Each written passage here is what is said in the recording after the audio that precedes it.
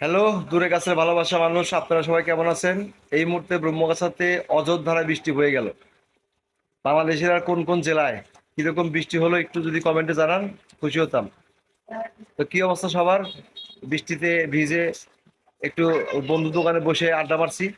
এই এক এক ছোট ভাইস্তা এসেছে, নৌকা চালাবো, কাগজের নৌকা তৈরি হয়েছে, আপনাদেরকে দেখাবো এখনই। কাগজের নৌকা কিন্তু উল্টে গেছে, সোজা গেল না। এই আমার পায়ে ক্যামেরা জল পড়ছে রে। এ নৌকা বালা নেই, নৌকা একলাই উল্টে পাল্টে গেল। এটা হইলো না, একটু একটু পাল তুলে দিবে নৌকা, পাতলাটা দিছে।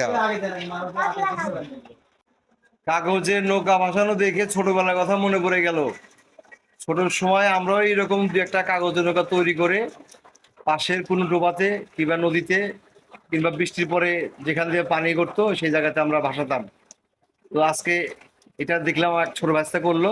তা আপনাদের কেমন লাগলো অবশ্যই কমেন্টে জানাবেন।